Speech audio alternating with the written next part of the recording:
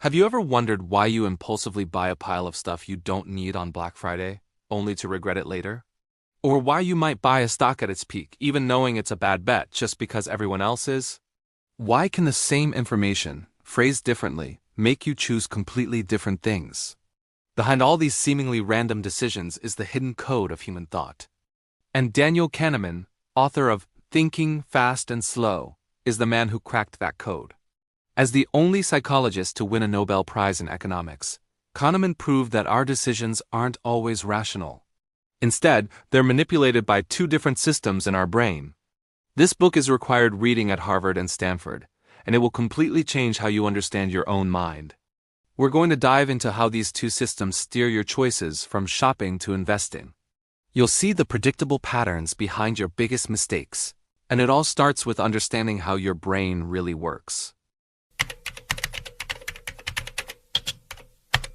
Have you ever been walking along a path and suddenly jumped back, heart pounding, convinced you saw a snake, only to realize it was just a branch? Or have you spent ages hunched over a calculator, figuring out your mortgage, completely lost in thought? These two everyday moments hold the key to understanding how our brains actually work. Nobel laureate Daniel Kahneman, in his book Thinking, Fast and Slow, tells us our brain has two different decision-making systems. Think of them as two very different characters living inside your head, constantly shaping your choices. Let's call them System 1 and System 2. System 1 is our fast thinking. It's the impulsive, intuitive, gut reaction part of us. It's always on, reacting in milliseconds. That jump you made from the snake? That was System 1, when you instantly know the answer to 2 plus 2, or recognize an old friend in a crowd. That's also System 1. This system is automatic, like a reflex. It doesn't require conscious effort. It's also super energy efficient, like an app running in the background. That's why you can drive a familiar route while humming along to music.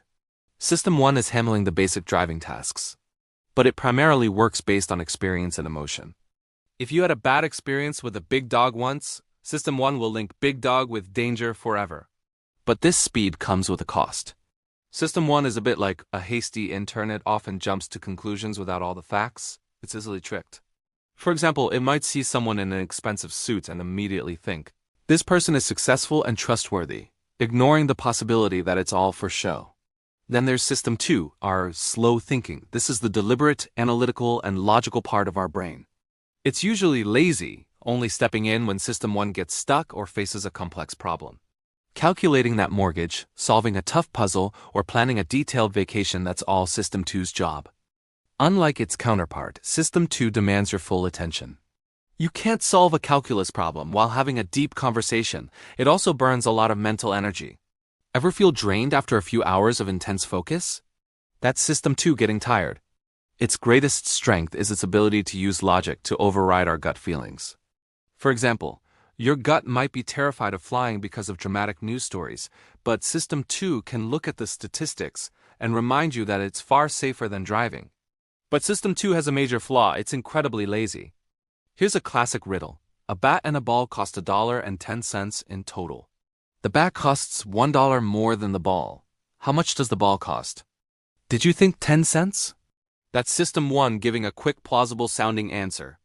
But if you activate System 2 and do the math, you'll find the ball costs 5 cents, and the bat costs $1.05. Most people get this wrong because System 2 doesn't bother to double-check the easy answer provided by System 1. Most of the time, these two systems work together. System 1 handles the daily routine, and System 2 is on standby for emergencies. But often, System 1 overreaches, and System 2 is too tired or lazy to intervene. Think about shopping. You see a flash sale sign, and System 1 screams, "Buy it now or you'll miss out." System 2 is supposed to ask, "Do I really need this?" But after a long day, it might just give in and you end up with stuff you don't need. Even stranger, when System 1 makes a mistake, System 2 often comes up with a story to justify it. When asked a hard question like, "Is this person a good leader?" our brain often substitutes it with an easier one, like, "Do I find this person likable?" If the answer is yes, System 2 will then build a rational-sounding case to support that feeling. So why does this matter? Understanding these two systems helps you see who's really behind the wheel of your decisions. The next time you feel a strong impulse, pause for a second. Ask yourself, is this my fast emotional system 1 reacting, or is this a considered choice from my slow logical system 2? Recognizing this is the first step toward making smarter choices and truly mastering your own mind. If you found this interesting, hit that like button and subscribe. In our next video, we'll explore the specific biases that trick System 1 and how we can train our lazy System 2 to step up more often. Have you ever bought a coat on sale, thinking you snagged a huge bargain, only to realize later it doesn't even suit you? Or maybe you've been wary of a perfectly normal salesperson just because you recently read news about scams in your area. These seemingly unrelated experiences all point to one thing: our brains love to take shortcuts. This fast-thinking part of our mind, what Nobel laureate Daniel Kahneman calls System 1, acts like a hasty detective. It jumps to conclusions based on limited clues but is completely convinced it's right. These mental shortcuts create cognitive illusions that lead us to make bad decisions without even knowing it. Today, let's expose 3 of the most common illusions that trick our brains every single day. First up, the anchoring effect. Imagine you're house hunting. Next, let's talk about the availability bias. Quick question: is flying or driving more dangerous? Most people say flying, but statistically, driving is 22 times more dangerous. We get this wrong because plane crashes are major news events. The images are shocking and stick in our memory. Car accidents, though far more common, are rarely front-page news. Our brain overestimates the likelihood of things that are easy to recall. This is the availability bias in action. It's why hearing a story about a lifelong smoker who lived to 90 makes us downplay the risks of smoking. Or why seeing a friend get rich quick in stocks makes us think investing is easy. Our brain is like a lazy file clerk. It only remembers the most dramatic or recent files, not the actual statistics. Finally, there's the halo effect. When we have a good first impression of something, that positive feeling spills over onto everything else, like a halo. We see a good-looking actor and assume they must also be kind and talented. We hear a company has a high stock price, so we believe all its products must be top-notch. The danger is that this halo makes us blind to important details. We buy a bunch of grapes because they look fresh, only to find out they're sour. We trust someone because they're a smooth talker, and miss the fact that they're selfish.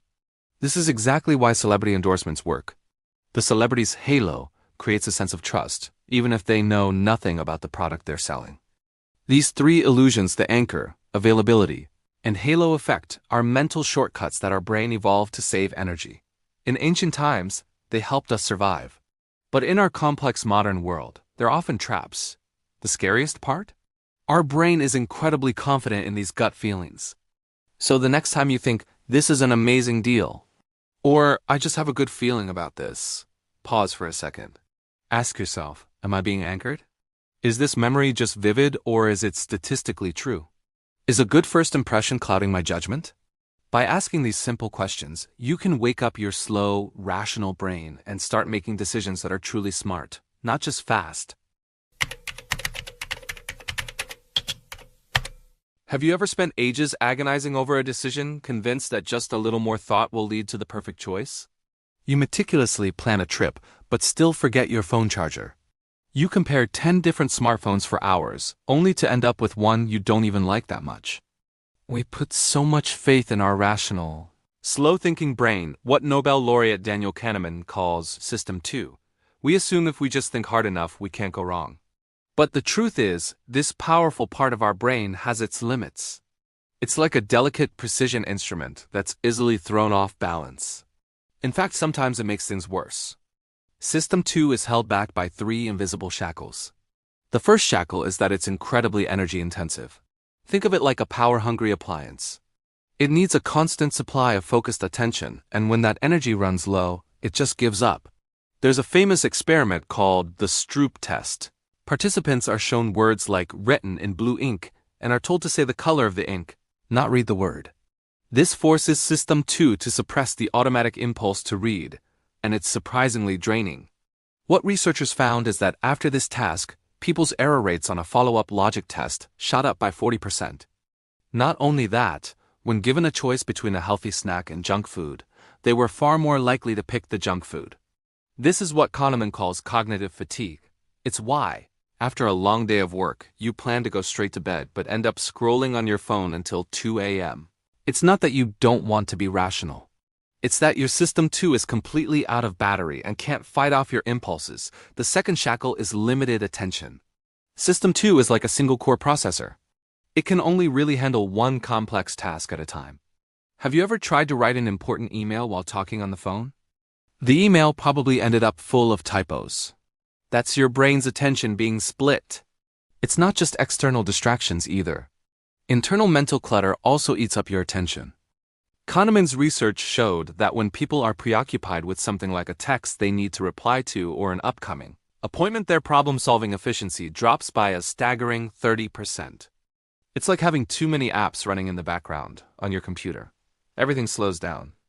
The third shackle is a surprising one: the side effects of being too rational.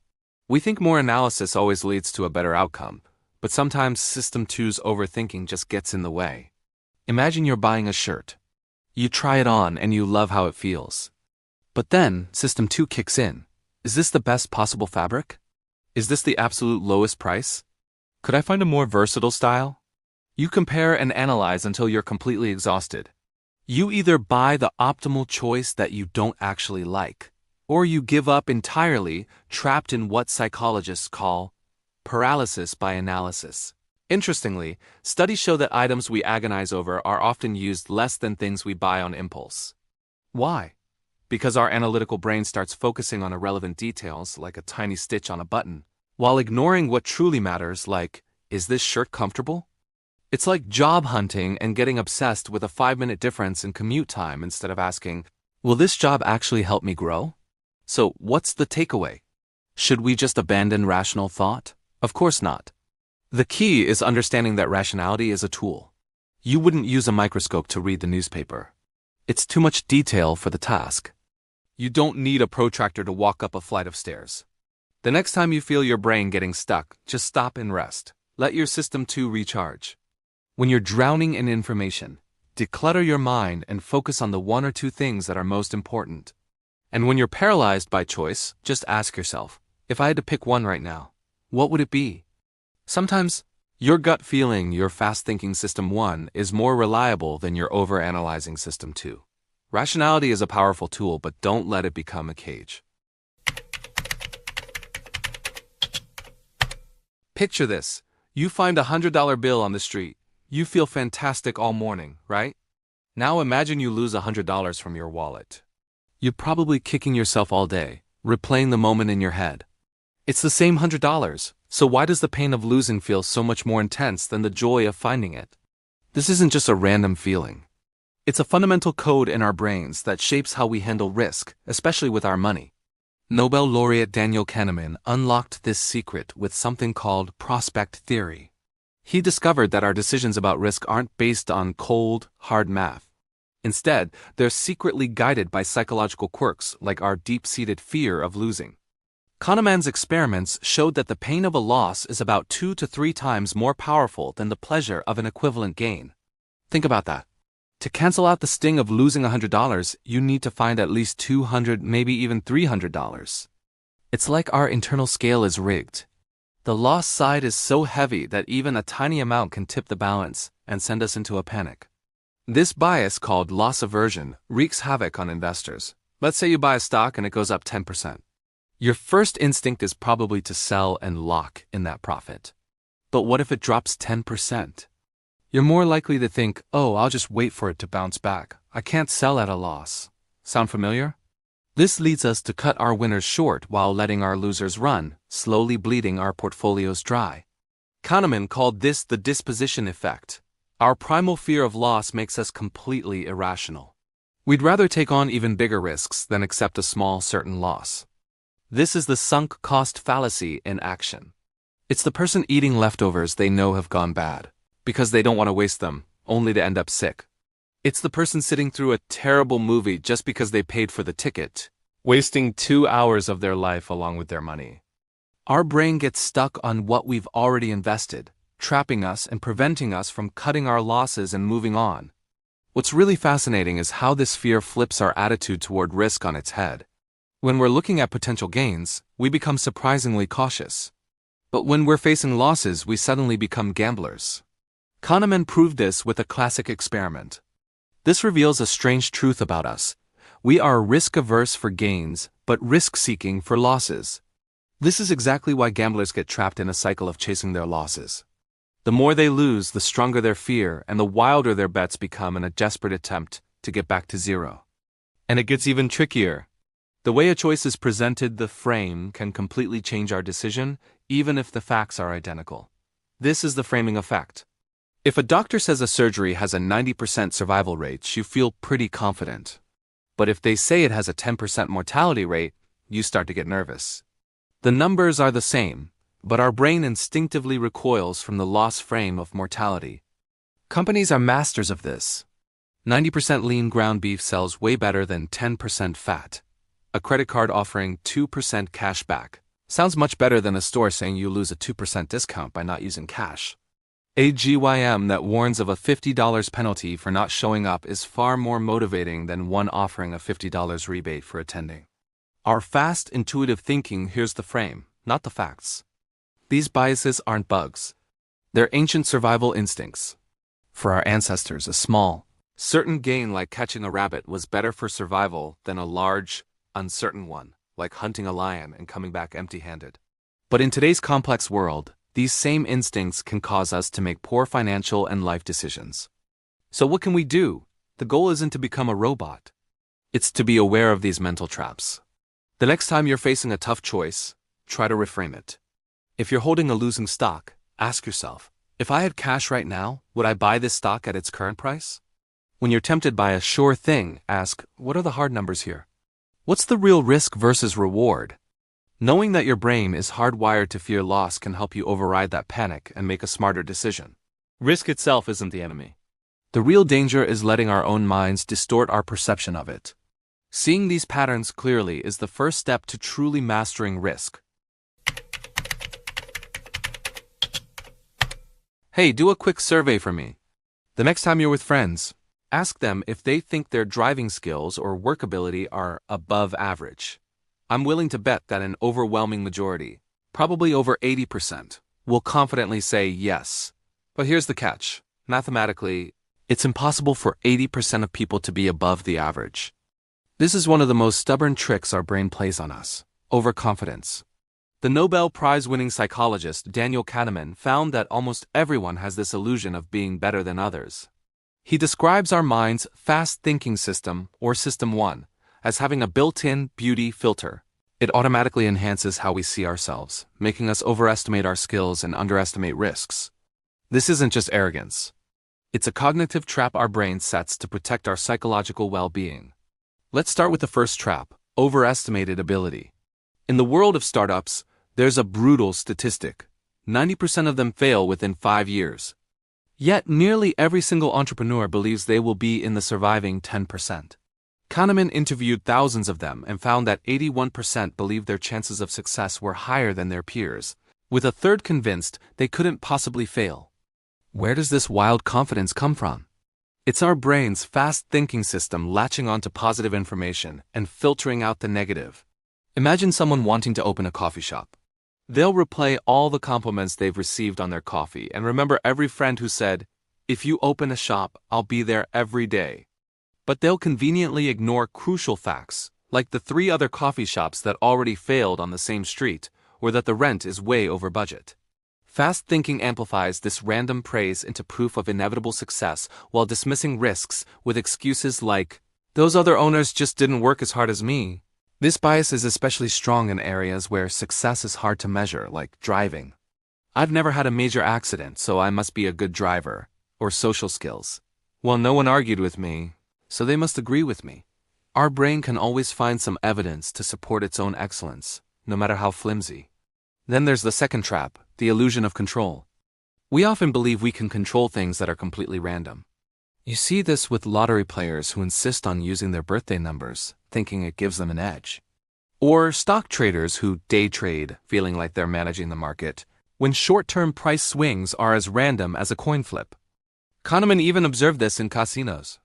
When gamblers roll the dice themselves, they throw them harder, as if they can physically influence the outcome.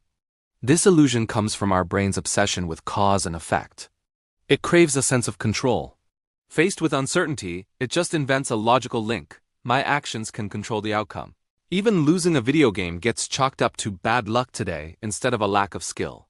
But perhaps the most sneaky blind spot is hindsight bias. You've definitely heard someone say, "I knew that project would fail," or "I told you he couldn't be trusted." The thing is, they only say it after the outcome is known.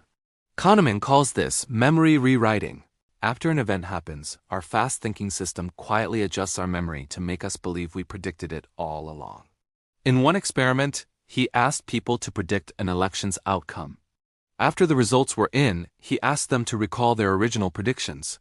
A whopping 70% of people misremembered, changing their wrong prediction to match the actual result. When the home team wins, fans shout, "I knew we'd win." This mental trick protects our self-image of being smart, but it robs us of the chance to learn from our mistakes. After all, if you knew it all along, why would you need to reflect on what went wrong? These biases are basically psychological defense mechanisms. A dose of confidence was useful in a primitive world, making us braver. But in today's complex society, it often leads us astray. So how do we escape these traps? Kahneman suggests using an outside view. When judging your own ability, first look at the average performance of others in that field. Want to start a business? Research the industry's average success rate first. When making a big decision, ask yourself, what advice would I give a friend in this exact situation? And after you make a mistake, try to keep a journal of your predictions. Compare your notes to the actual outcome later to see past your rewritten memory. Recognizing these blind spots isn't about crushing your confidence. It's about making your confidence more reliable. Real confidence isn't thinking you're always right. It's knowing you can be wrong but still having the courage to try. It's not overestimating your control, but accepting the world's uncertainty and preparing for it anyway. That mental beauty filter might feel good, but only by taking it off and seeing ourselves clearly can we truly move forward. Have you ever had this happen? You're furious and you say something you instantly regret. You're on cloud 9 and you splurge on a bunch of stuff you don't actually need. You're anxious and you agonize over the tiniest decisions, totally paralyzed. In those moments, it feels like we're puppets, with our emotions pulling the strings. We know we should be rational, but we just can't seem to control our choices. Well, Nobel laureate Daniel Kahneman's research found that the link between our emotions and our thoughts is way closer than we imagine. Our fast-thinking system 1 isn't just the source of our gut feelings, it's also where our emotions live. And our slow-thinking, rational system 2 often gets quietly interfered with, or even completely hijacked by these powerful feelings. This chain reaction from emotion to attention to decision is what makes us drift off the rational path and make choices that, later on, even we find baffling. So how exactly do emotions mess with our decisions? The first way is by changing our intuitive bias. Think of System 1 as a super-sensitive thermometer that labels everything based on your current mood. You're happy, the world looks rosy. When you're angry, everything gets on your nerves. When you're anxious, everything feels like a threat. This emotional labeling directly steers our gut judgments, often without our rational brain even getting a chance to weigh in. For example, in one study, researchers had 2 groups of people watch different movies. One group watched a comedy, the other, a horror film. Afterwards, they were asked to rate the appeal of the same snack. The result? The group that watched the comedy rated the snack 30% higher than the horror-watching group. A simple change in mood created a huge bias in how they judged the exact same thing. This happens all the time in our daily lives. When a couple is fighting, a totally neutral comment can be twisted into an accusation. But when you're in a fantastic mood, even someone you normally can't stand might seem not so bad after all. Our emotional filter seriously distorts our intuition, but it tricks us into believing that distortion is reality. Even more critically, strong emotions hog all our mental bandwidth. Rational thinking requires focus, but a powerful emotion is like a screaming child in the room, constantly demanding attention and making it impossible to concentrate on anything else. Imagine you get into a massive argument right before you have to drive. That anger is going to fill your head. Even if you try to focus on the road, your attention will wander, your reaction time will slow down, and your risk of making a mistake skyrockets. Brain scans actually show this happening. When someone is in a state of high emotion, like anger or fear, the amygdala, the brain's emotion center, goes into overdrive. At the same time, the prefrontal cortex, our center for rational thought, gets suppressed. It's like your brain is trying to run two conflicting programs at once. And eventually, the emotion program hijacks the whole system. This is exactly why people say, never make a big decision when you're angry. It's not that you don't want to be rational. It's that your rational hardware is temporarily offline. This is how people end up impulsively quitting their job after being criticized by a boss or making an extreme choice just to spite a family member. In both cases, emotion has stolen the decision-making power right out of reason's hands. Emotions also wake up specific memories to influence how we assess risk. Our System 1 is highly sensitive to memories that match its current mood. When you're happy, you easily recall past successes, making you feel like everything's going to work out, so you underestimate risks.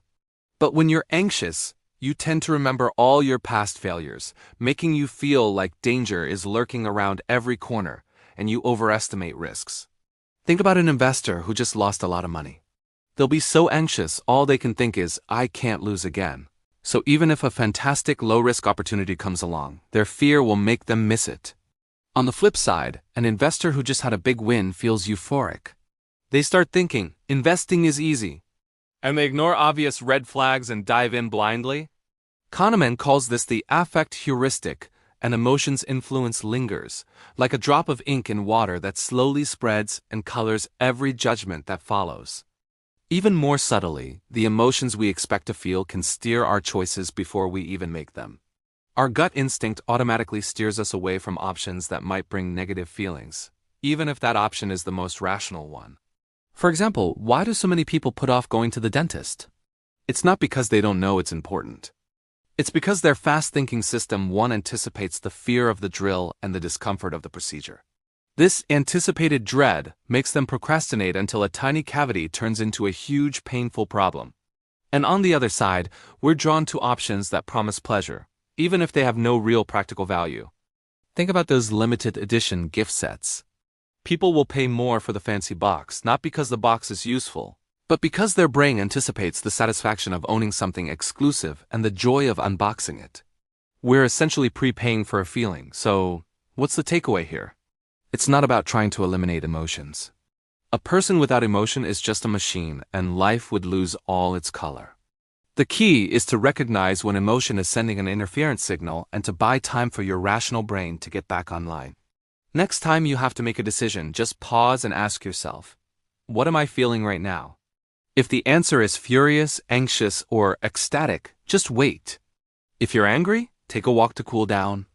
If you're anxious, write down your worries to see which ones are real and which ones are just noise. If you're over the moon, don't rush into a commitment.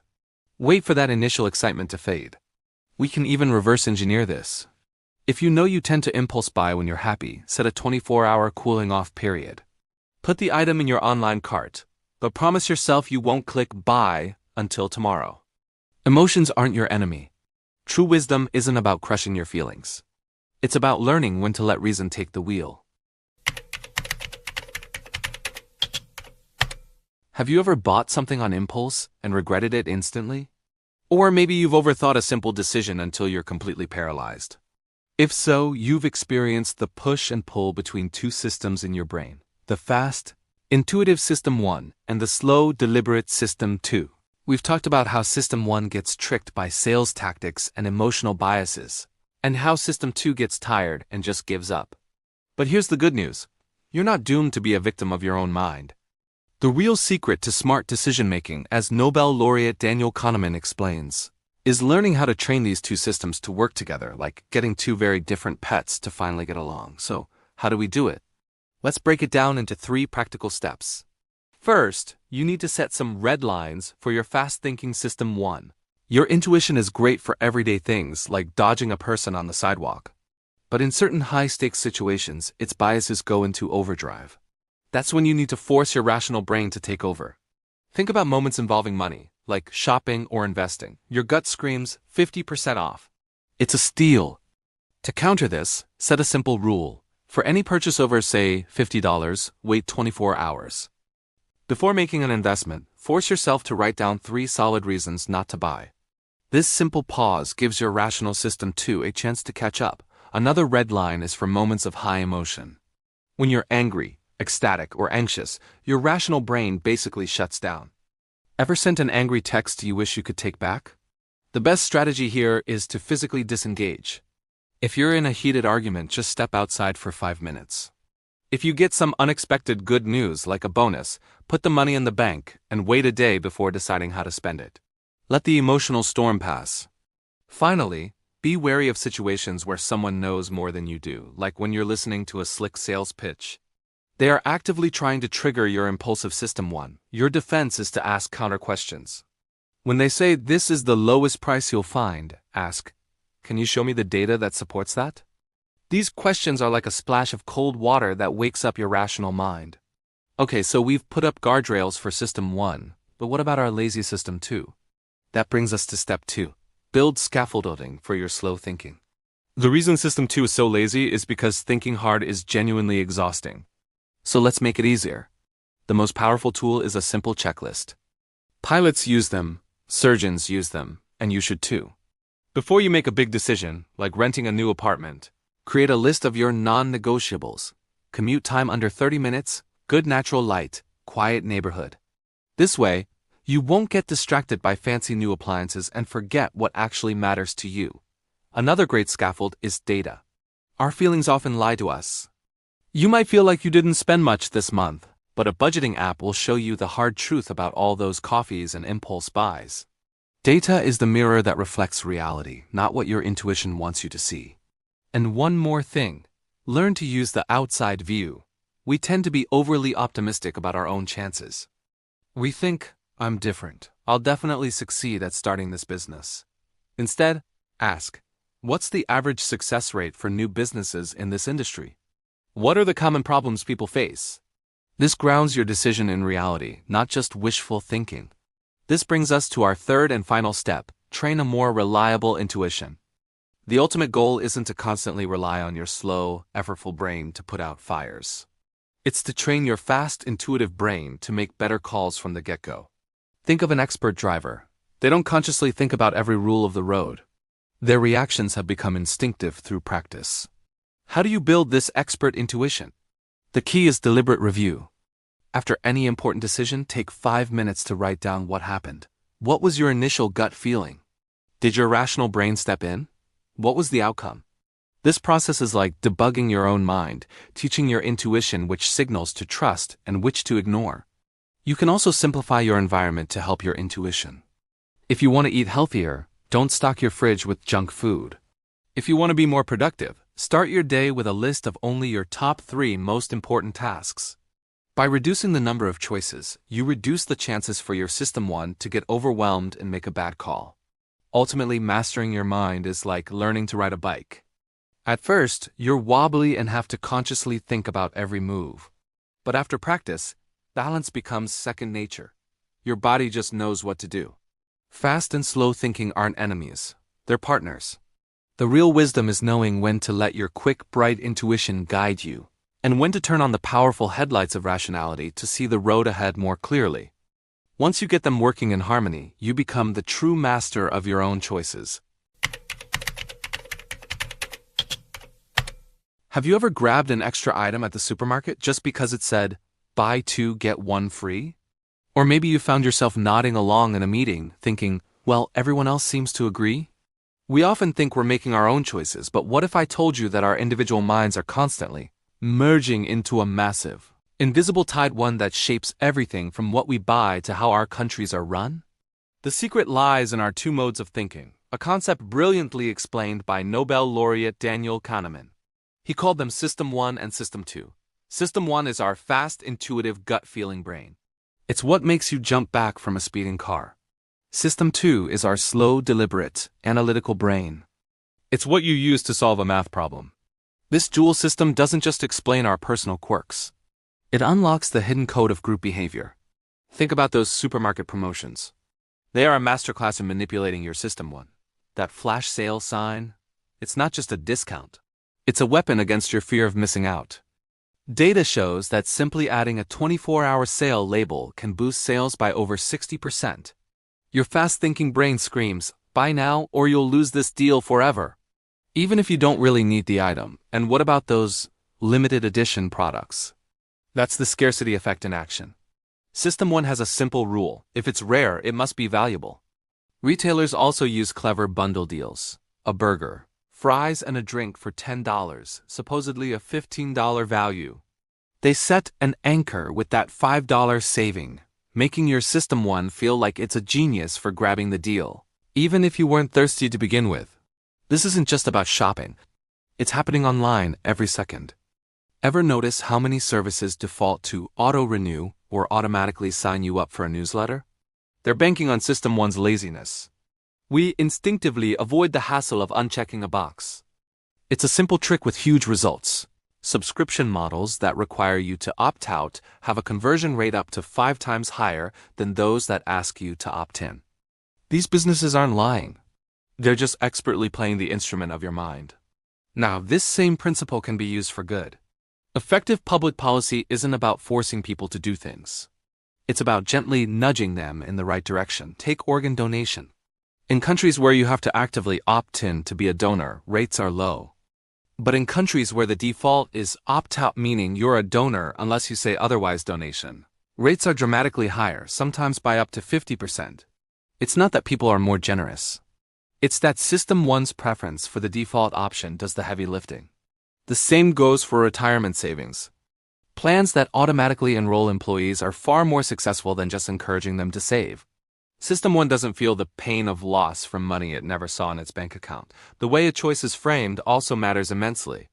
This vaccine has a 90% success rate is far more comforting than this vaccine has a 10% failure rate, even though they mean the same thing.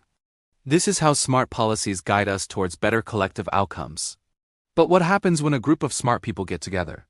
Do they always make smart decisions? Not necessarily. Sometimes they make disastrous ones. This phenomenon is called groupthink.